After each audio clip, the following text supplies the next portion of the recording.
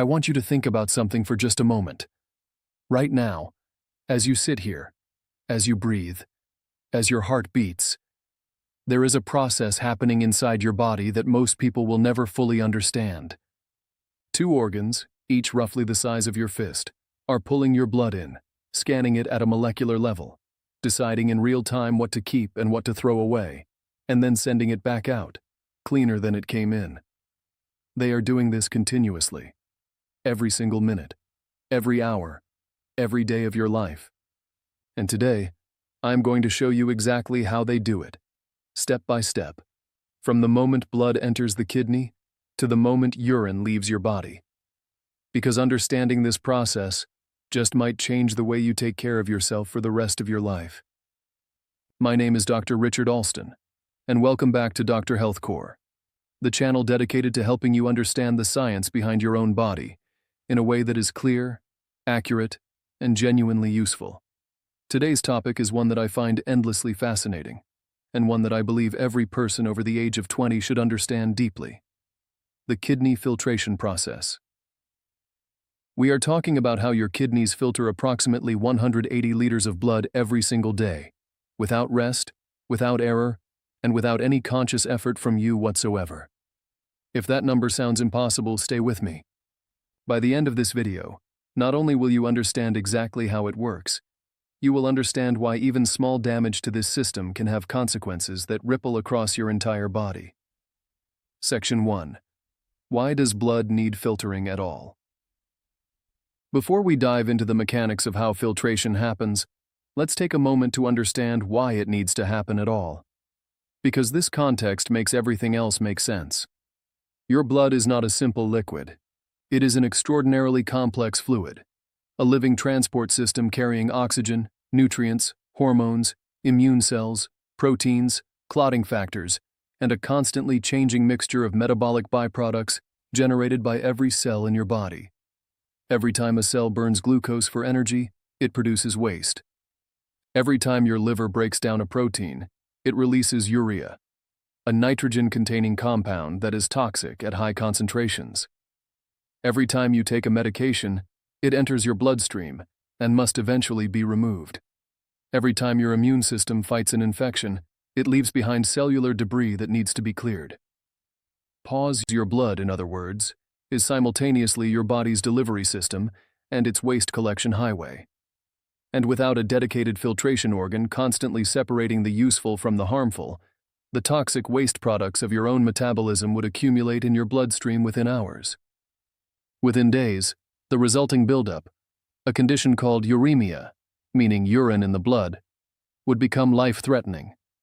Your kidneys are what stand between normal life and that outcome, every second of every day. And they do it by running every drop of blood in your body through one of the most elegantly engineered filtration systems in all of biology. Section 2. How blood reaches the kidney. Let's follow a single drop of blood on its journey through the kidney, because this is where the story gets truly remarkable. Blood leaves your heart through the aorta, the largest artery in your body, and almost immediately, a branch called the renal artery splits off on each side and heads directly to the kidneys. In fact, your kidneys receive approximately 20 to 25% of everything your heart pumps out with every single beat. Think about that. Your kidneys represent less than 1% of your total body weight, and yet they receive 1/4 of your entire cardiac output, continuously. That extraordinary blood supply is not accidental. It reflects just how critical and how constant the kidney's work truly is. Let that land. Once the renal artery enters the kidney, it begins to branch, repeatedly, progressively, into smaller and smaller vessels. Large arteries become smaller arteries, which become arterioles, which eventually become the microscopic capillaries that feed directly into the kidney's functional units. These functional units, the actual machinery of filtration, are called nephrons. And this is where the real story begins. Section 3. Inside the nephron. The filtration unit. Each kidney contains approximately 1 million nephrons, 1 million microscopic filtration units, packed into an organ the size of a computer mouse, working simultaneously, around the clock. Each nephron is a self-contained processing system, a miniature kidney within a kidney. And understanding its structure is the key to understanding everything else about how filtration works. Every nephron has two main components: the renal corpuscle, where blood is initially filtered, and the renal tubule, where the filtered fluid is precisely modified before it becomes urine. These two structures working in sequence are what make the kidney's filtration so extraordinarily precise. The renal corpuscle consists of two parts working together. The first is the glomerulus, a tiny, densely coiled knot of capillaries that looks, under a microscope, almost like a ball of yarn. Blood flows into this capillary knot under significant pressure that comes directly from the heart, and that pressure is what drives the initial filtration. Surrounding the glomerulus is a cup-shaped structure called Bowman's capsule, which acts like a funnel, collecting the fluid that is pushed out of the blood as it passes through the glomerular capillaries. This initial filtered fluid, called the glomerular filtrate, contains water, salts, glucose, amino acids, urea, creatinine, and many other small molecules. What it does not contain, what the glomerular membrane is specifically designed to block, are large proteins like albumin and red blood cells. The filter is selective by size and charge. Small molecules pass through freely. Large, important molecules stay in the blood. Beat now. The glomerular filtration rate, which your doctor may abbreviate as GFR, is the measure of how much fluid your glomeruli filter per minute. In a healthy adult, the normal GFR is approximately 125 milliliters per minute. Multiply that by 60 minutes, by 24 hours, and you arrive at roughly 180,000 milliliters per day. That is 180 liters of filtrate produced every single day. The number that gives this video its title is not an exaggeration. It is basic renal physiology, and it is one of the most astonishing facts in all of human biology. Section 4. The tubule. Where the real magic happens now. Here is where most people's understanding of kidney filtration stops, and where it should actually begin. Because producing 180 liters of filtrate per day is only the first step. The equally important question is, what happens to all of that fluid? Because if your body actually excreted 180 liters of urine every day, you would need to drink more than a liter of water every hour just to survive. Clearly, that is not what happens. And the reason is the renal tubule, the long, winding tube that receives the glomerular filtrate from Bowman's capsule and subjects it to a process of extraordinary refinement. The tubule has three distinct segments, each with a specific job. The first segment is called the proximal convoluted tubule, the longest segment, located just after Bowman's capsule. This is where the bulk of reclamation happens. Approximately 65 to 70% of the filtered water is reabsorbed here, pulled back out of the filtrate, and returned to the surrounding capillaries. All of the filtered glucose is reabsorbed here, which is why healthy urine contains no glucose. All of the filtered amino acids are reabsorbed. Large amounts of sodium, potassium, bicarbonate, calcium, and phosphate are reclaimed and returned to circulation. The proximal tubule is essentially a massive recovery operation, taking back everything the body needs that was swept into the filtrate during the initial pressure-driven filtration. Pause. The second segment is called the loop of Henle, and it is one of the most ingeniously designed structures in human anatomy. The loop of Henle descends deep into the inner region of the kidney, the medulla, and then curves back up, creating a U-shaped loop. This loop accomplishes something critical. It creates a concentration gradient in the surrounding kidney tissue, a graduated zone of increasing saltiness that becomes more and more concentrated as it descends deeper into the medulla. This gradient is what gives the kidney the ability to produce concentrated urine when the body is dehydrated. When you haven't had enough water, the kidney uses this gradient to pull water out of the filtrate as it passes through, concentrating the urine, preserving water for the body, and producing the dark amber urine that tells you it is time to drink more. When you are well hydrated, the kidney produces more dilute, lighter-colored urine. The loop of Henle is the architectural feature that makes this entire system of fluid balance possible. The third segment is the distal convoluted tubule and the collecting duct, the final stages of fine-tuned adjustment. This is where the body makes its last precise corrections to electrolyte levels and fluid volume. Hormones play a critical role here. Aldosterone, a hormone produced by the adrenal glands, signals the distal tubule to reabsorb more sodium when blood pressure is low, bringing water along with it and raising volume. Antidiuretic hormone, ADH, signals the collecting duct to become more permeable to water, allowing even more water to be pulled back into circulation during dehydration. Together, these hormonal signals allow your kidneys to make real-time, minute-to-minute adjustments to how much water and salt your body holds onto, with a precision that no pharmaceutical or medical device has ever come close to replicating. Direct and steady. Section 5. From filtrate to urine, the final product. After passing through the proximal tubule, the loop of Henle, the distal tubule, and the collecting duct, the fluid that remains is no longer filtrate. It is urine. And of the 180 liters that entered the tubular system at the beginning of the day, only about 1 to 2 liters actually make it out the other end as urine. That means your kidneys reclaim and return to your bloodstream approximately 99% of everything they initially filter. 99%. The urine that finally exits the collecting ducts drains into the renal pelvis, the funnel at the center of the kidney, and from there flows down through the ureter into the bladder, where it is stored until you voluntarily release it. What leaves your body as urine is the concentrated residue of your body's metabolic processes: urea, creatinine, excess salts, waste hormones, drug metabolites, packaged in just enough water to carry it safely out of your system. And the composition of that urine tells a story. Dark yellow urine tells you that the kidneys are conserving water because you are dehydrated.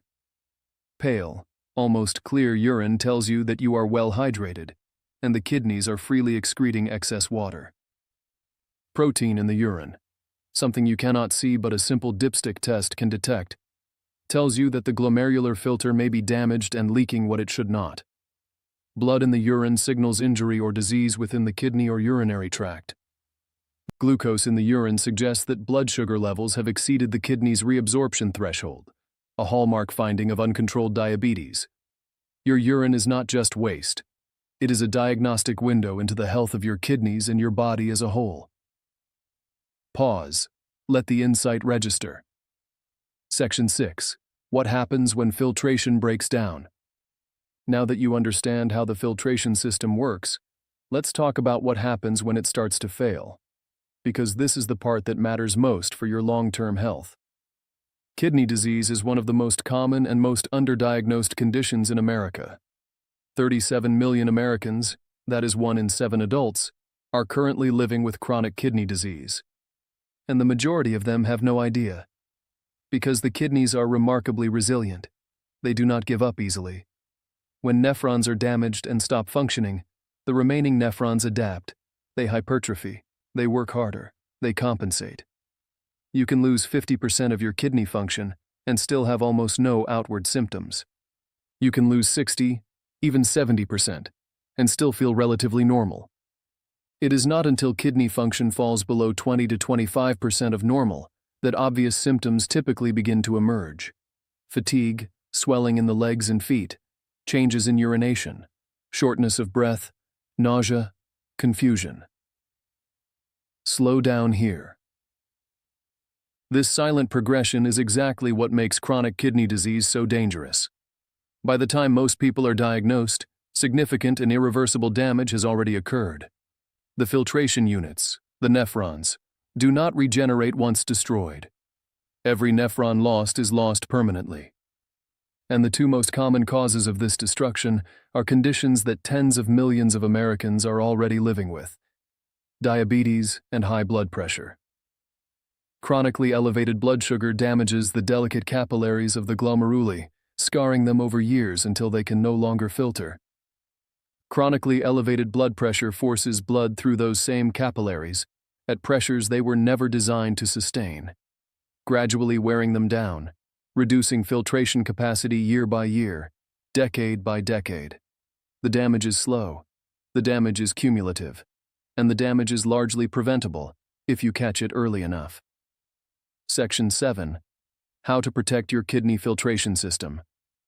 So what can you actually do, starting today, to protect the filtration system we have just spent the last 12 minutes exploring?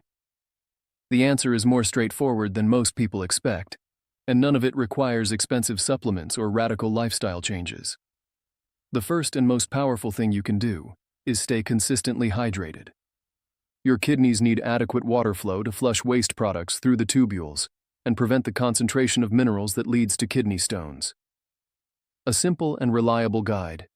Your urine should be pale yellow for most of the day. If it is consistently dark amber, your kidneys are under hydration stress. If it is completely clear all the time, you may actually be overhydrating, which, while less dangerous, is also not ideal. Pale yellow is the target. Practical and warm.